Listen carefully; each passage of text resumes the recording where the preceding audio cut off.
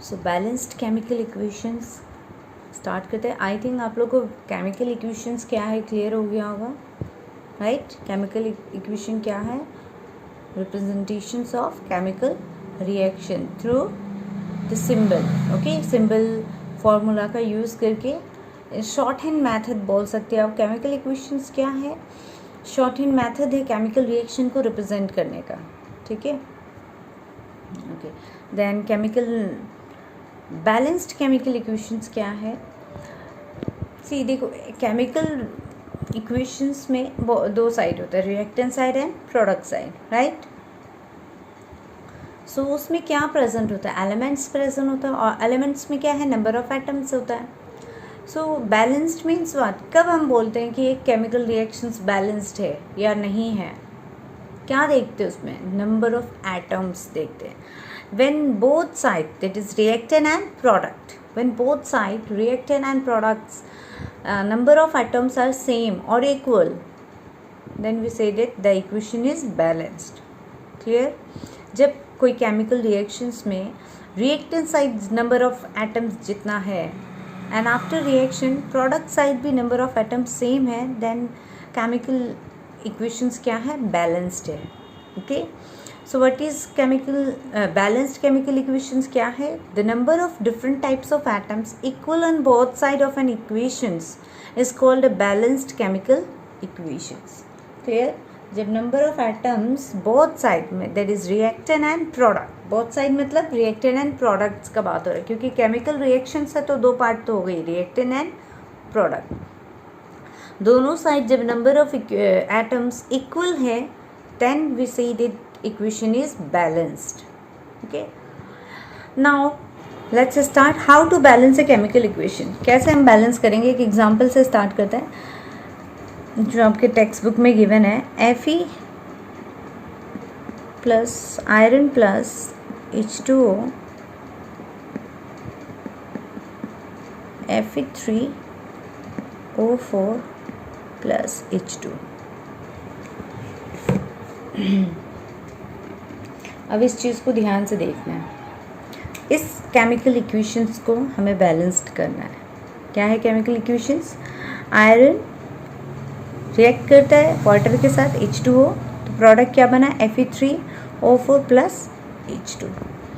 अब इसको बैलेंस्ड कैसे करें? क्या रूल है? पहले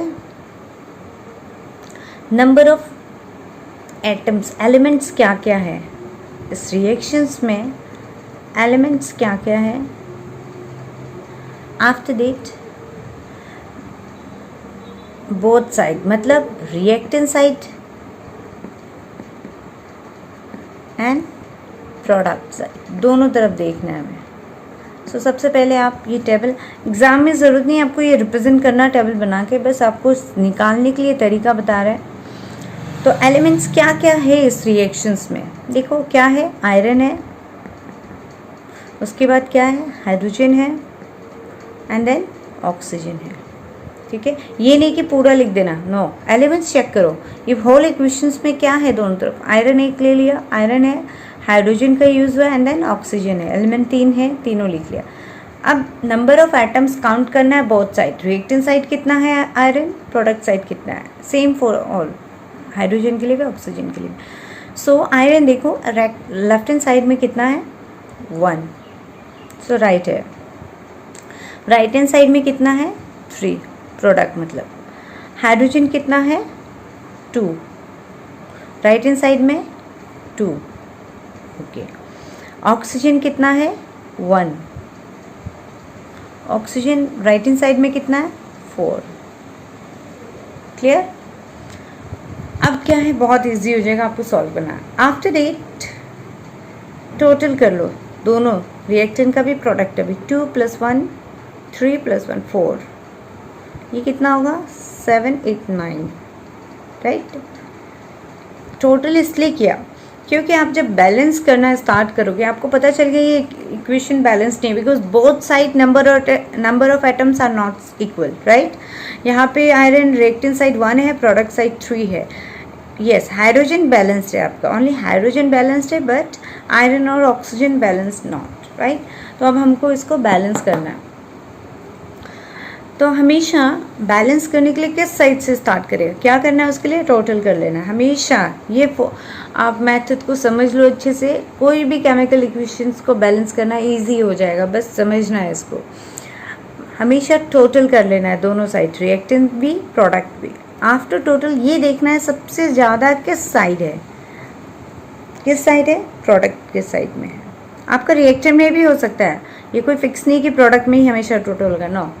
तो प्रोडक्ट के साइड में सबसे ज़्यादा नंबर ऑफ एटम्स है।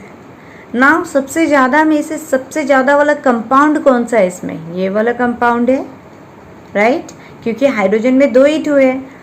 ओके, इसमें कितना है, 3 आयरन एंड ऑक्सीजन कितना है, 4, तो कितना हो गया 7। ये कंपाउंड्स में सबसे ज़्यादा है। ओके, तो अब क्या करेंगे हम, इस कंपाउंड से स्टार्ट करेंगे बैलेंस करना। ओके, तो देखो कैसे करते हैं हम लोग। 3 इस कंपाउंड में भी कौन से एटम सबसे ज़्यादा है, ऑक्सीजन का सबसे ज़्यादा है। कितना है ऑक्सीजन का, 4 है, तो 4 है, और यहाँ पे कितना ऑक्सीजन, 1 है। तो ऑलवेज रिमेंबर, आप इवन कर सकते हो, ओड नहीं कर सकते हो। बैलेंसिंग जब करोगे, ओड नंबर में कभी बैलेंसिंग नहीं होगा, हमेशा इवन नंबर पे बैलेंसिंग होगा। क्लियर, यहाँ पे ओड और इवन तो मैथ्स में पता होगा, ओड नंबर क्या है, इवन नंबर क्या है। अगर नहीं पता है तो वो अभी हम यहाँ डिस्कस नहीं करेंगे, ठीक है, वो मैथ्स में हम लोग डिस्कस करेंगे। तो यहाँ पे 4 ऑक्सीजन से 1 ऑक्सीजन यहाँ पे है, तो 4 ऑक्सीजन है और 1 ऑक्सीजन, तो ऑफकोर्स हमको पहले जहाँ कम है वहाँ से यहाँ बैलेंस करना होगा। 4 कैसे कर सकते हैं, पहले एक चीज़ याद रखना, कहाँ नहीं लिख सकते ये ध्यान रखो। यहाँ आप कभी नहीं लिख सकते हो आगे, नो दिस इज़ रॉन्ग, ये गलत हो जाएगा, ठीक है। और ना ही यहाँ लिख सकते हो, ये भी गलत हो जाएगा, क्योंकि कंपाउंड का फॉर्म में ये इसके साथ कंबाइन है, इसके आगे नहीं लिख सकते हो, ना यहाँ लिख सकते हो। तो इसको 4 करने के लिए हम सीधा यहाँ लिखेंगे 4। ओके, अब देखो 4 इसके यहाँ मतलब कुछ नहीं, मतलब 1 होता है, तो 4 1 जा 4 ऑक्सीजन हो गया, ठीक है ना। आई होप समझ आ रहा होगा आप लोगों को। 4 ऑक्सीजन हो गया। नेक्स्ट देखो, जैसे ही हमने 4 यहाँ ऐड किया, यहाँ पे मल्टीप्लाई किया, ऑक्सीजन तो बैलेंस्ड हो गया, बट हाइड्रोजन बैलेंस था अब, लेकिन हाइड्रोजन बैलेंस नहीं हुआ। क्यों, क्योंकि ये मल्टीप्लाई हो रहा है। 4 2 जा 8, तो 4 2 जा 8 होगा, तो अब यहाँ हाइड्रोजन 8 हो गया, तो अब हमें यहाँ भी हाइड्रोजन को 8 करना है, राइट। तो ये 2 ऑलरेडी है, यहाँ क्या ऐड करना है हमें, 4 4 2 जा 8, अब हाइड्रोजन बैलेंस्ड। नेक्स्ट, अब क्या बच गया यहाँ पे, आयरन। आयरन कितना है, 3, यहाँ पे आयरन कितना है, 1। तो सिंस ये तो अकेला है, सिंगल है, ये कंपाउंड फॉर्म में नहीं है, तो इट्स सिंपल, जब सिंगल कोई एलिमेंट होगा कंपाउंड फॉर्म में नहीं, तो उसके आगे आप लिख सकते हो डायरेक्ट, ठीक है। इसमें आप डायरेक्ट 3 और लिख सकते हैं, क्योंकि ये 3 1 जा 3 ही होगा बैलेंस्ड होने। अब आप चेक करो, दिस आयरन इज़ 3, यहाँ पे भी 3 बैलेंस्ड है। 4 2 जा 8 हाइड्रोजन, यहाँ पे भी 4 2 जा 8 हाइड्रोजन बैलेंस्ड। ऑक्सीजन कितना है, 4 1 जा 4, ऑक्सीजन 4 है, बैलेंस्ड हो गया केमिकल। सो इसको हम बैलेंस्ड करके ओवरऑल, ये अभी मैंने रफ यहाँ समझाया तो ये गंदा लग रहा है, बट आप इसको फेयर में भी नोट कर सकते हो। तो after Fe plus 4 H2O Fe3O4 plus 4 H2। अब आप देखो दोनों तरफ नंबर ऑफ एटम्स बैलेंस्ड है, देख सकते हो। चलो एक और एग्जांपल हम डिस्कस करते देखते हैं। क्वेश्चन है zinc plus sulphuric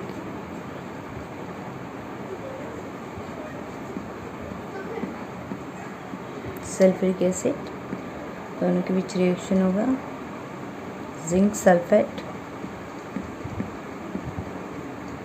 plus H2। Okay, sorry H2। अब देखो इसको सेम प्रोसेस क्या करेंगे, सबसे पहले नंबर ऑफ एलिमेंट्स देख लो।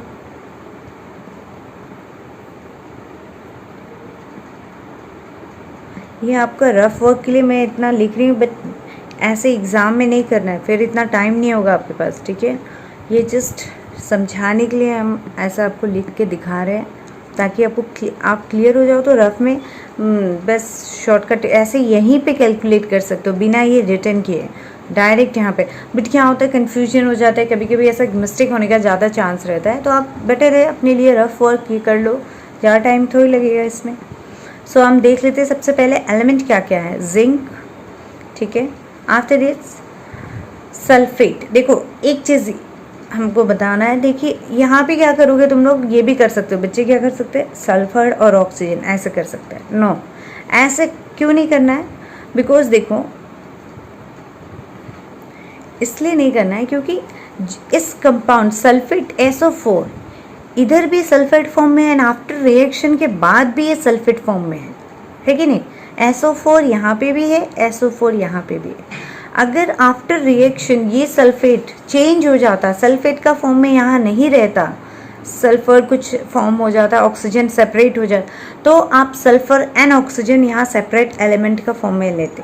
तो लेकिन क्योंकि यहाँ पे ये सल्फेट SO4 है, यहाँ पे भी SO4 है, कोई चेंजेस नहीं हुआ सल्फेट में, तो हम एज ए एलिमेंट सल्फेट को लिखेंगे SO4। ओके, नाउ हाइड्रोजन कितना, हाइड्रोजन है एलिमेंट H, यहाँ पे नंबर नहीं रिप्रेजेंट करना है, यहाँ सिर्फ एलिमेंट लिख दो as it is. Next reactant side में कितना है, जिंक 1, यहाँ पे भी 1। कोई कोई बच्चा जिसे समझ, अब ये तो ऐसा नहीं कि मैं पूछ सकती, मेरे सामने तो आप लोग हो नहीं, वीडियो में देख रहे हो, तो अगर किसी को भी ये डाउट है कि ये 4 क्या इसके लिए है, तो नो, ये SO4 सिर्फ सल्फेट के लिए है, क्लियर रखना।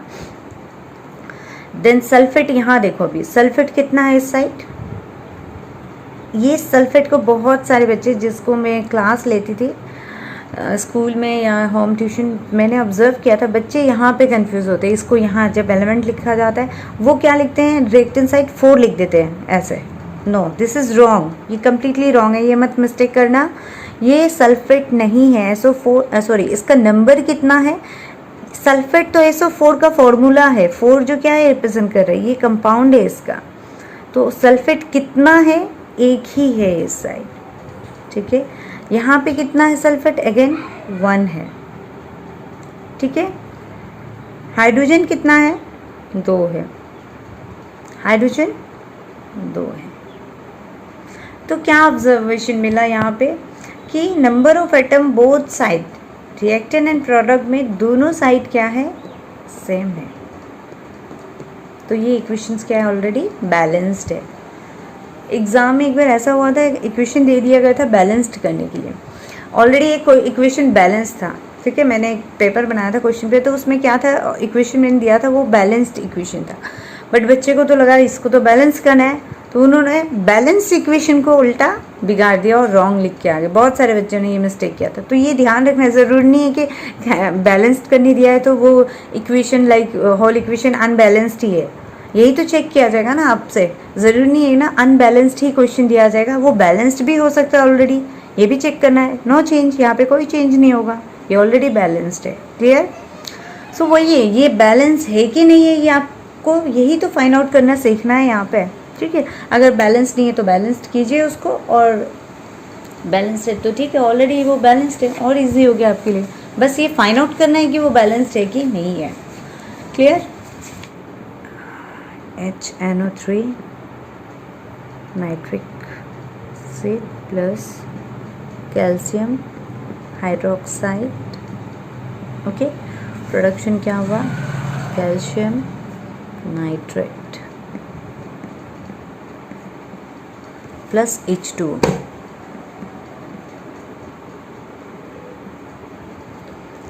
ओके, नाउ नेक्स्ट इक्वेशन से HNO3 nitric acid plus calcium hydroxide, calcium nitrate plus H2O, same. अब देखो ये क्वेश्चंस मैंने इसलिए चूज़ किया है क्योंकि इसमें हमको वो कॉन्सेप्ट समझाना है जो अभी थोड़ा पहले मैंने बताया था इससे पहले वाले क्वेश्चंस में, कि एलिमेंट सर्च करते समय क्या ध्यान देना है। देखो R is reactant, okay, and P is product.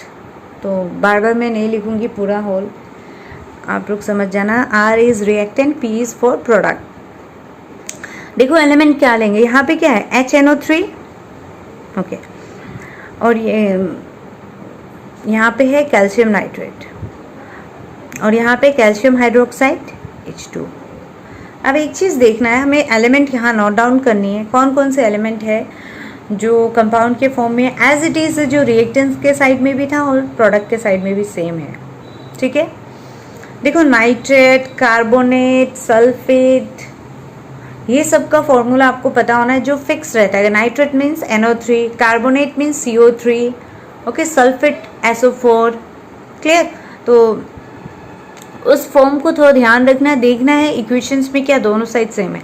अगर हम इस इक्वेशन में इस एलिमेंट में देखते हैं HNO3 है, मीन्स नाइट्रेट तो NO3 है, यहाँ पे भी नाइट्रेट NO3 फॉर्म में है। ठीक है, और यहाँ पे जो कंपाउंड्स एलिमेंट कंपाउंड्स के फॉर्म में हाइड्रोक्साइड, बट यहाँ पे हाइड्रोक्साइड नहीं है यहाँ पे देख लो, है कहीं पे हाइड्रोक्साइड? नहीं है, समझ रहे हो? हाइड्रोक्साइड OH होते हैं, तो यहाँ पे हाइड्रोक्साइड है प्रोडक्ट में? नहीं है, तो हम हाइड्रोक्साइड नहीं लेंगे एलिमेंट में, ऑक्सीजन और हाइड्रोजन को सेपरेट कर देंगे।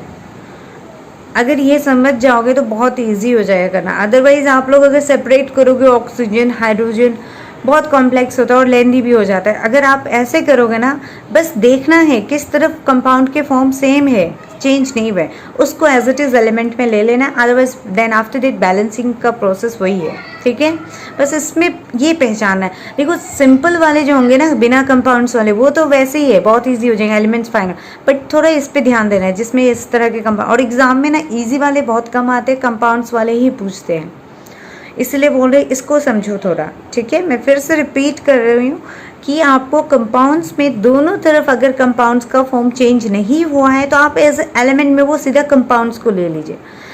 बट अगर कंपाउंड्स इधर कुछ हो रहे हैं और रिएक्शन के बाद वो कंपाउंड्स सेम नहीं रहा तो उसको सेपरेट कर सकते हो आप। जैसे कि NO3 एक कंपाउंड है नाइट्रेट, तो यहाँ पे भी नाइट्रेट NO3 के फॉर्म में प्रेजेंट है, तो हम लोग एलिमेंट्स में NO3 को NO3 ही लिखेंगे। क्लियर? नाइट्रोजन और ऑक्सीजन को सेपरेट नहीं करेंगे। ठीक है ना?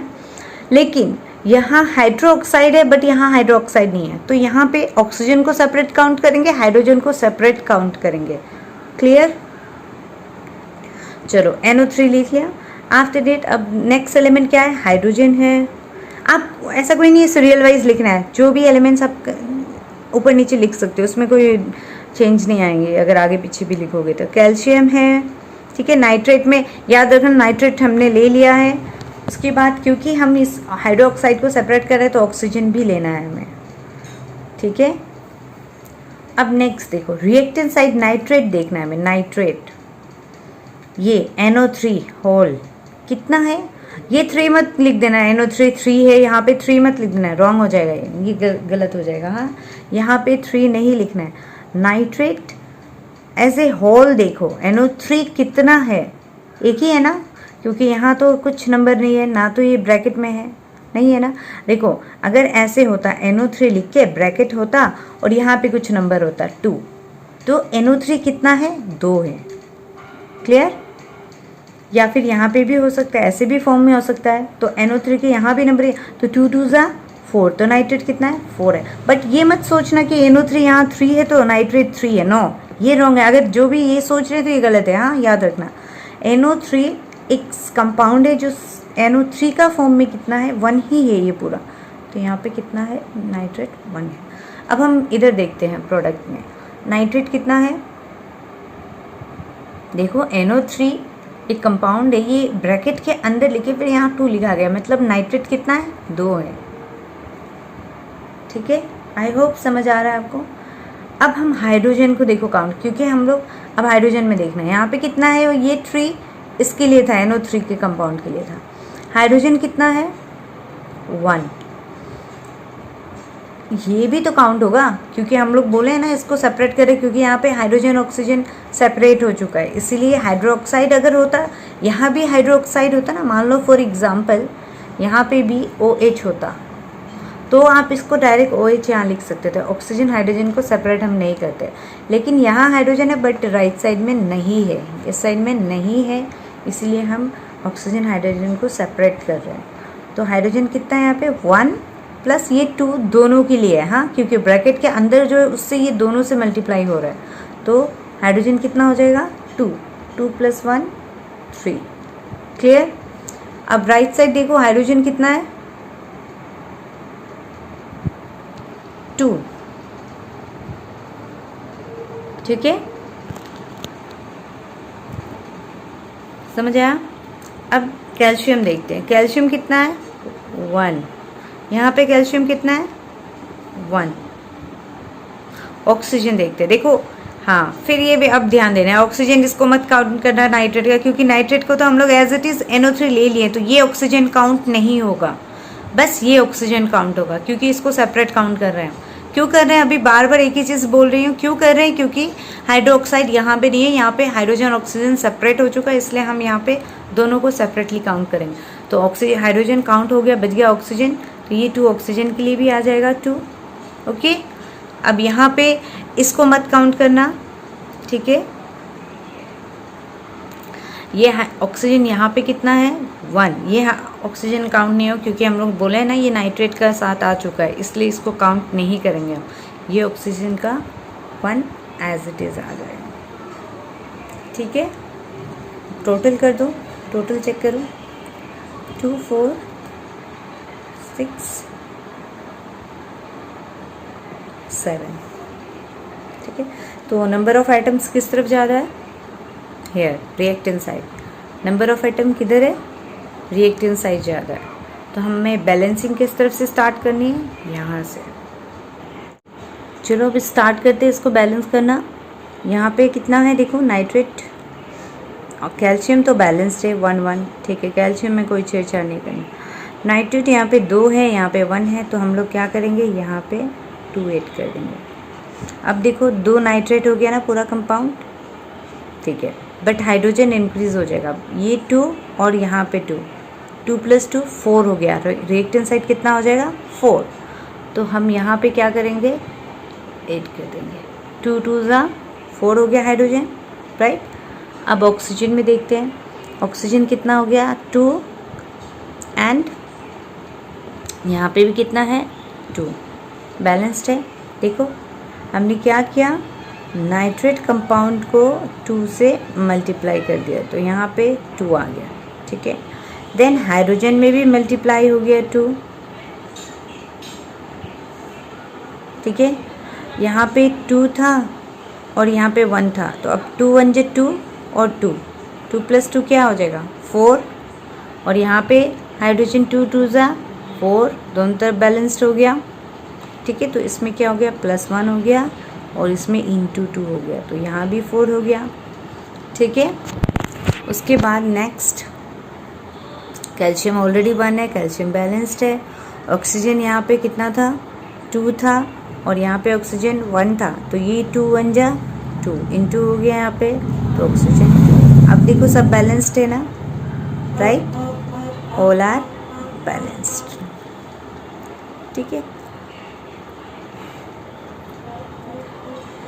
तो हम लोग नेक्स्ट क्लास में क्या करेंगे, और भी बैलेंस्ड है क्वेश्चंस, हम आपको एक्सरसाइज का क्वेश्चंस बता रहे हैं। एक्सरसाइज का क्वेश्चंस नंबर, टेक्स्ट बुक के एक्सरसाइज के क्वेश्चंस नंबर 6 में ए मैंने समझा दिया, B C और D, ये तीनों आप लोग खुद से ट्राई करना, ठीक है। Question number exercise text book की एक्सरसाइज में देखना क्वेश्चन नंबर 6 में B C D, और फिर अगर आपको जो भी डाउट्स हैं आप प्लीज़ मुझे कांटेक्ट करो या कमेंट करो आप मुझे, ठीक है। मैं आपको फिर से और अच्छे से समझाने की पूरी कोशिश करूँगी। आप बस एक बार पहले इसको खुद से ट्राई करो, और क्या समझ नहीं आ रहा है आप जब तक मुझे बताओगे नहीं, मैं उस पर वर्क नहीं कर सकती हूँ, ठीक है। तो आप मुझे कमेंट के थ्रू बताओ, एंड ईमेल ID भी आप जैसे कांटेक्ट कर सकते हो मुझे करो, I am ready to help you, okay. Till then आज के लिए इतना ही, आप घर पे प्रैक्टिस कीजिए, मिलते हैं नेक्स्ट वीडियो के साथ।